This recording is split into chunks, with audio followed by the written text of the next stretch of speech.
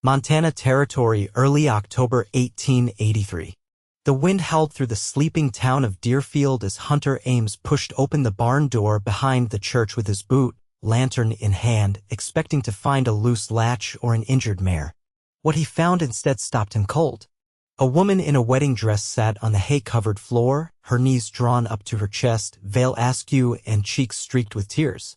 Her hands trembled as she clutched the fabric of her skirt, and the soft sobs that escaped her mouth made something twist in Hunter's chest. "Miss?" he said quietly, stepping in slowly so he would not frighten her. She looked up fast, eyes red and wide, like a deer caught in the open. Her voice cracked when she spoke. "Please, do not send me back."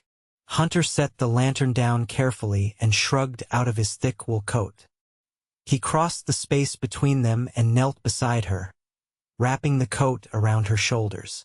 "You are safe," he said, steady and sure. "No one is sending you anywhere."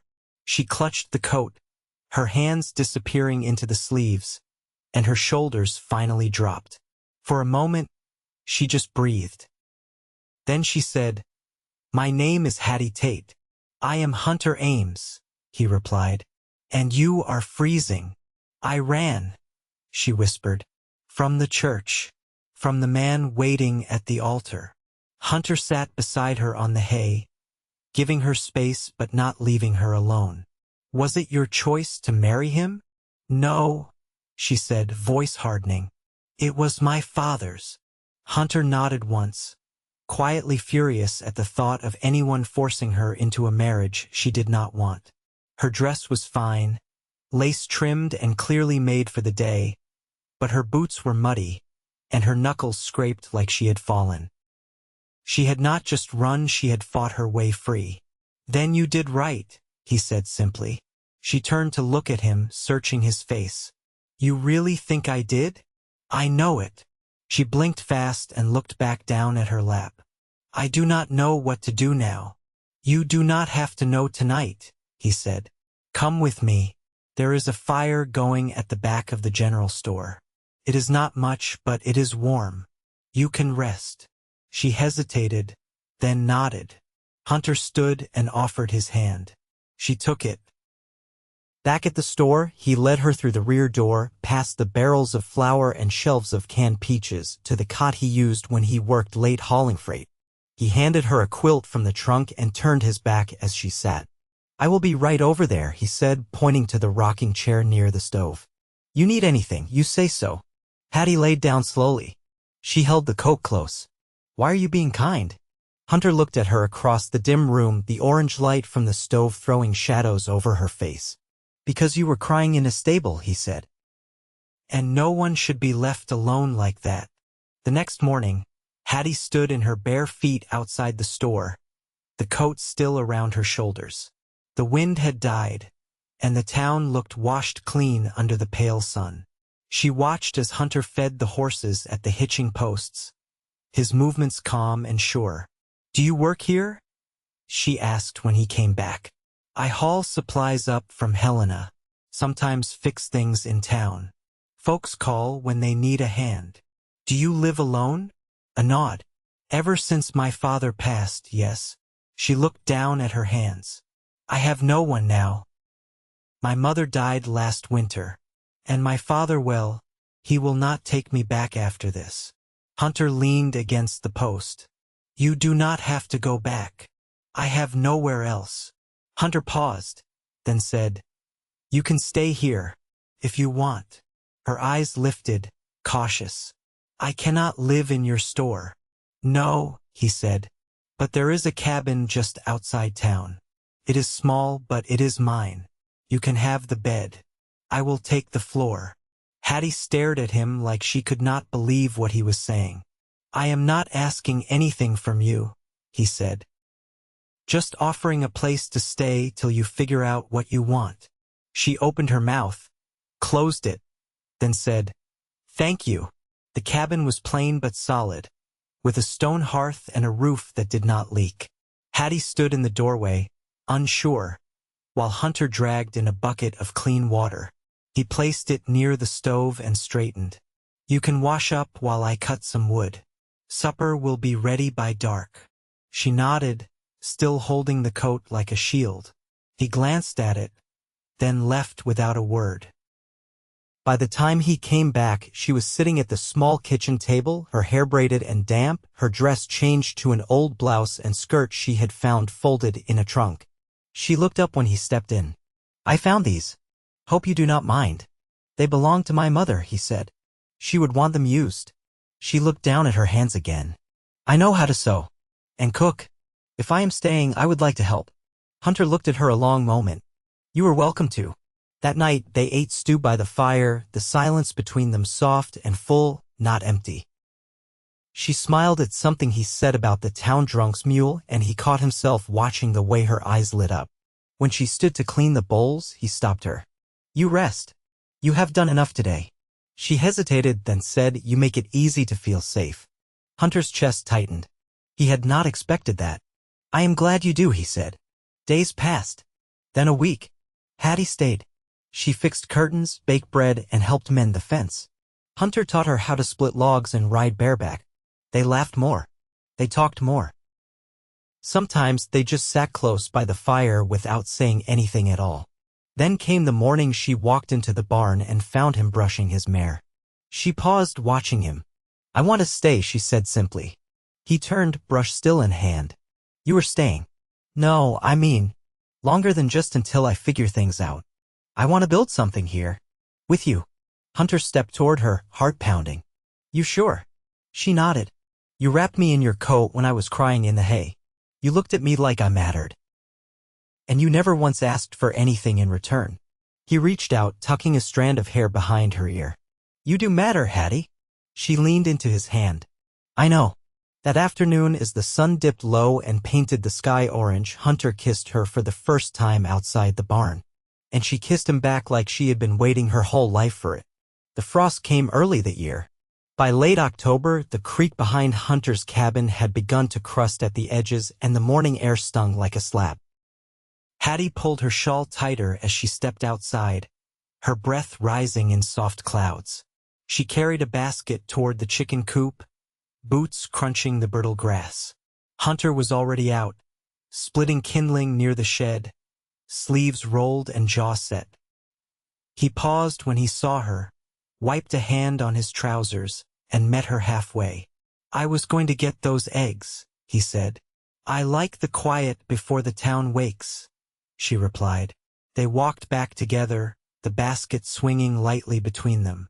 Hattie glanced over. Have you always lived on the edge of town?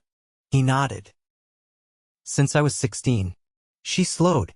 That young? My pa took a bullet on a cattle drive. I stayed to bury him. Never saw reason to leave after. She didn't answer right away. The wind shifted and stirred the hem of her skirt. I don't know what it's like, losing someone in the middle of your life like that.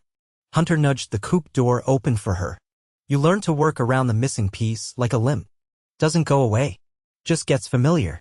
She crouched to check the nests, the hens quiet under her touch.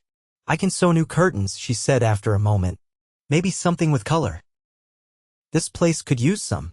He leaned against the post and watched her hands, gentle but sure. Anything you make would suit it fine. That night, Hattie sat at the table with a spool of thread and a scrap of faded calico, her brow furrowed in concentration. The lamp flickered low beside her. Hunter sat across, oiling the hinges of a rusted latch. She looked up suddenly. There's something I need to ask. He met her eyes. Go on. You've been kind, but what do folks say? About me being here? Hunter set the latch down. Some ask. I don't answer. You're not worried what people think? He shook his head. I care what's true, not what's repeated. She smiled, small and real, the kind that reached her eyes. That's rare. Hunter took a breath. You staying here, it's not charity. It's choice. I want you here. She folded the calico slowly. I want to be here, but I don't want to live on someone else's land forever. I've got 2 acres behind the barn I never planted. If you wanted it for a garden, maybe a few goats, that'd be yours. She blinked. You'd give me land? I'd share what I have. Her voice dropped. That sounds a lot like a promise. It is. Later, as the fire died down and the room dimmed to embers, Hattie stepped close. She pressed her hand to his chest, steady and warm. I never thought peace would look like this. Hunter's voice was low. I didn't know it could. She leaned in, and this time, he kissed her without hesitation. It wasn't tentative or unsure, it was quiet, full of breath and wood smoke and the weight of what they didn't need to say anymore. When she pulled back, her forehead rested against his. We'll build it slow, she whispered. But we'll build it right. He nodded. You and me. Outside, snow began to fall, soft and silent across the rooftops. Inside, the fire held steady. By the second week of November, the first snow had held. It lay thick along the tree line and softened the edges of the trails that twisted beyond the creek. Hattie stood outside the cabin with a tin pail, tapping the ice from the pump handle. Her breath rose in ribbons and her fingers stung even through her gloves. Hunter came up the slope behind her, leading the mule cart loaded with burlap sacks. Store had flour and dried apples, he said, hitching the reins to the post. No sign of the mail wagon, though. Might be blocked near Rock Ridge. She poured water over the pump's hinge and worked it loose. We'll make do. Apples'll carry us a good while. He nodded, then glanced toward the barn. Saw tracks near the north fence this morning. Could be elk. Maybe a stray dog. She looked up. Anything missing? Nothing yet. He hesitated. But I'll set a snare line, just in case. They worked in tandem without needing to speak much. She salted the venison strips and hung them above the stove. He checked the roofline for snow weight. When dusk came, they sat on the cabin floor with a wool blanket between them and sorted seed sacks by lantern light. You've done this before, he said, holding up a pouch of beans. But not in Montana. She shook her head. No. My mother taught me canning and root storage back in Kansas. She said if you can feed yourself, you can choose your own days. Hunter leaned back on his palms. I like that. She was always thinking ahead. Even when times were lean, she'd tuck away cloves or a bolt of ribbon. Said a home needs more than food, it needs remembering. He was quiet for a moment. You remind me of that. You see the shape of what's coming and still make room for good. She met his eyes, then looked down. I never thought I'd be allowed that. The lantern hissed softly. I've been meaning to ask, he said. That morning in the barn, what made you go through with it? The running. She folded a cloth square, slow and precise. I heard the church doors open. Knew it was time. But I looked down at my hands and didn't recognize them.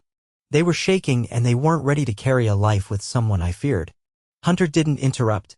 I didn't know where I'd end up. Only that I couldn't walk forward into something hollow. So I climbed out the back window. He exhaled through his nose. Took grit. It took not wanting to disappear. They worked in silence after that, the kind that didn't press or weigh. When the last of the sacks were tied and labeled, Hunter stood and held out his hand. She took it, her fingers warm from the lantern's glow. Come morning, he said. We'll start clearing the bed plot. Snow's light enough we can mark the rows. She tilted her head. You think ahead too. I try, he said. Especially now. She stepped closer. Hunter. Yeah. I want to be your wife. He didn't speak right away.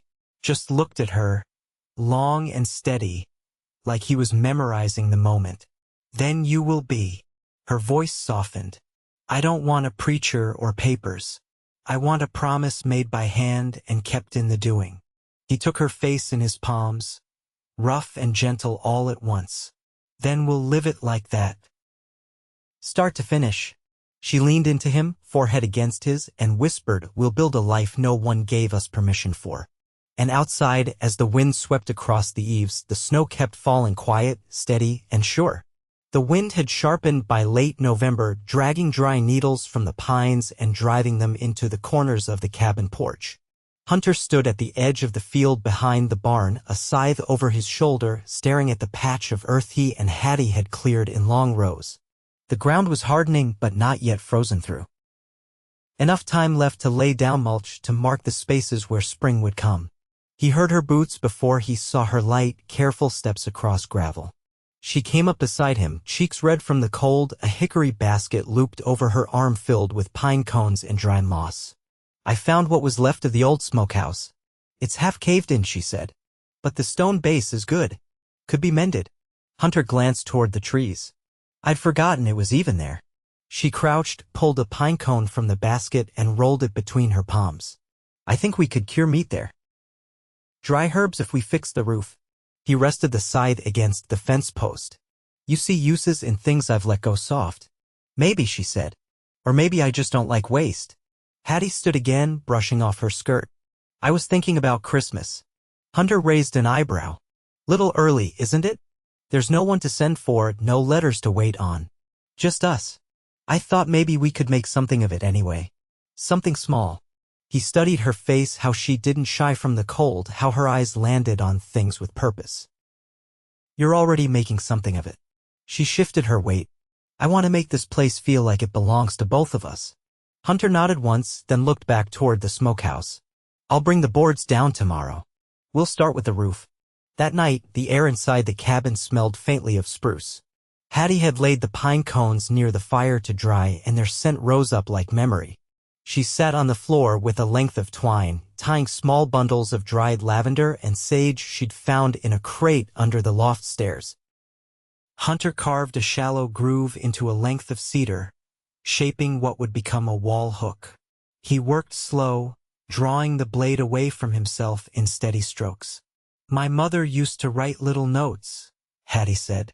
Every first snow, she'd leave one under my plate, just a line or two, something to carry through winter. Hunter didn't look up, but his knife paused mid-cut. What kind of things? The world still turns or spring waits beneath the root. Plain things, but they stayed with me.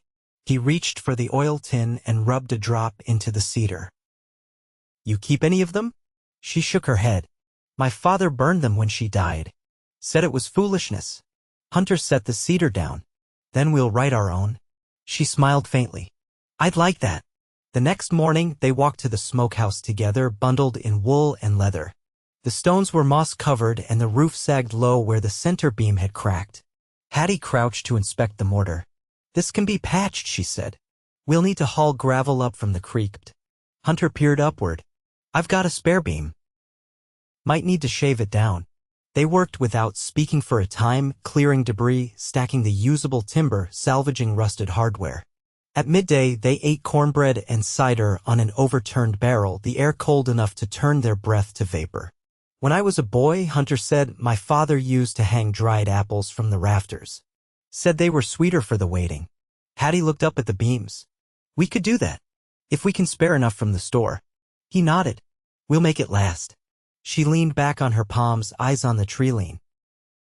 I've never lived a season I wasn't braced for something bad. I keep waiting for this to fall through. Hunter turned toward her. It won't. You don't know that. I know you, he said. Her gaze drifted to him, quiet and searching. Then I'll try to believe in that. Hunter reached across the space and took her hand, rough fingers closing over hers. We'll build slow, like you said. But we'll build it solid. She didn't answer, only squeezed his hand once before letting go. By evening, the bones of the smokehouse stood clear. The broken beam had been pulled, the stones reset. Hunter lit a lantern and hung it on a nail by the doorway. Inside, the shadows stretched long across the dirt floor. Hattie stepped into the threshold, her breath catching as she looked at it. It's almost something again. Hunter came up behind her. So are we. They stood there, side by side, as the light touched the stones. No need for vows or declarations. Just the steadiness of hands that didn't falter and the quiet truth of two people choosing to stay. The days shortened and the cold deepened. By early December, the creek behind the cabin had frozen clean through and the woods stood quiet, muffled beneath snow. Hunter pulled the last of the nails from his coat pocket and finished setting the new door on the smokehouse. The hinges creaked once before settling into place. He stepped back, brushing sawdust from his gloves. Hattie was inside the cabin, bent over a ledger she'd found in the storage chest beneath the bed.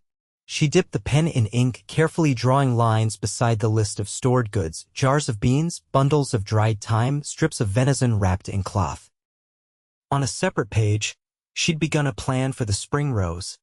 each crop marked with a season, a yield, and a line for trade. When Hunter came in, he leaned against the doorway, watching her without a word. She looked up, pen still in hand. "I think we could trade with the schoolteacher," she said. She mentioned needing rosemary and ginger root for her cough. "We've enough to share." Hunter removed his gloves and set them on the table. "You've made this cabin more than it was." She closed the ledger. "I didn't know I could." He crossed the room, took the pen from her hand, and set it aside. "You've been carrying weight alone so long, you forgot what it's like to lean." She looked down, then back at him. "I don't want to be a burden." "You're not. You're what makes this place feel full."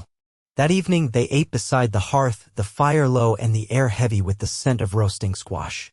Hunter passed her a mug of warmed cider, then sat beside her on the floor, his back against the stone. "I was thinking," he said after a time, "about building another room off the back." She turned toward him. "For what?" "Whatever we need.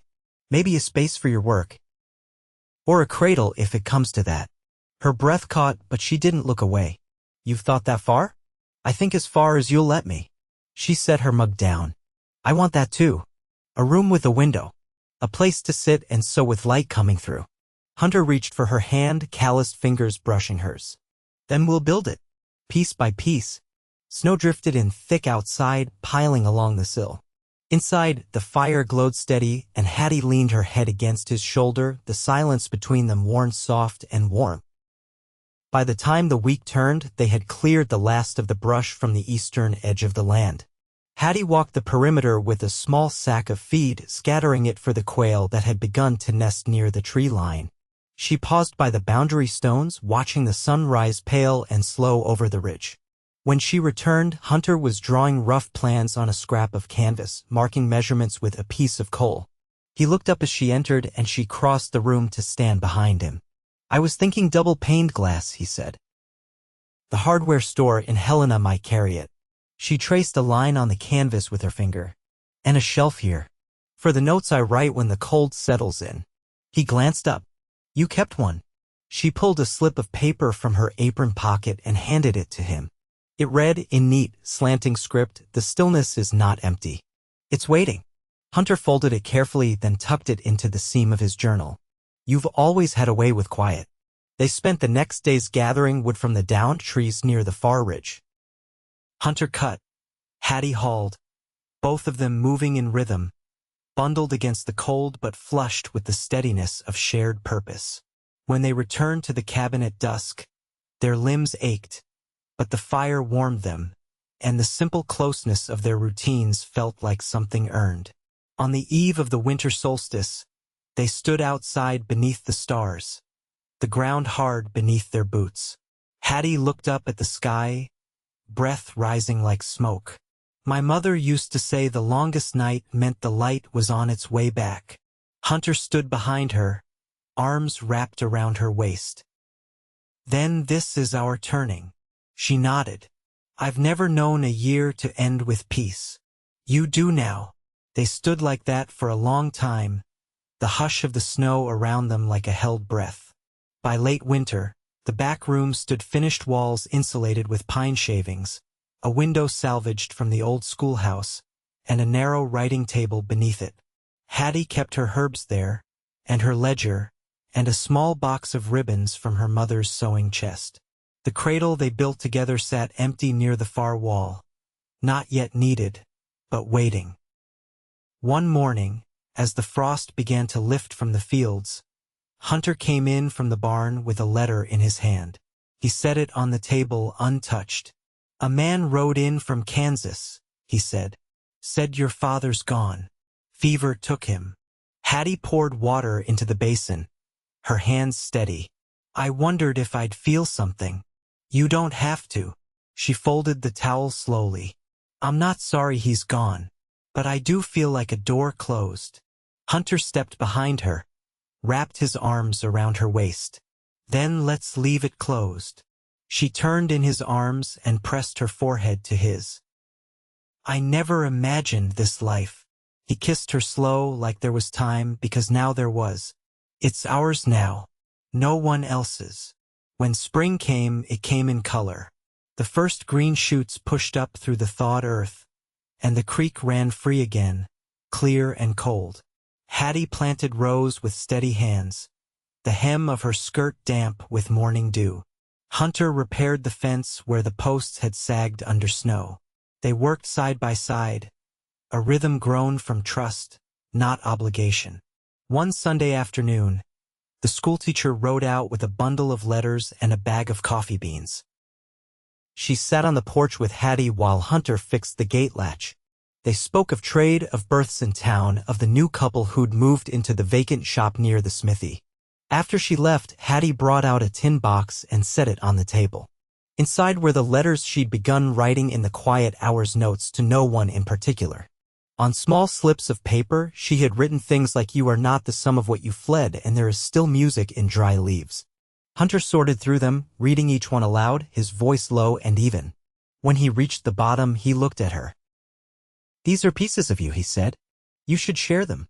"I have," she said, smiling. "With you." By the time the apple tree by the barn bloomed, they had settled into something whole. Not perfect, but real. On a warm evening near the end of May, they stood beneath the blossoms, hands clasped. Hattie wore a dress made from a bolt of blue calico she'd found tucked behind the shelves in the store. Hunter had trimmed his beard and worn his best shirt, though the collar was frayed. They spoke no vows. They didn't need to. They had already spoken them, in wood and soil, in warmth and waiting, in the steadiness of hands that chose each other over and over. And when the sun dipped low, they walked back into the cabin home together. The light spilled across the floor, soft and gold, and the room felt full, not with things, but with a life they had made from the quiet up. They never left Deerfield. They didn't need to. The world they'd needed was there in the rows they planted, the walls they built, and the morning touch of familiar hands. And they were happy every day after.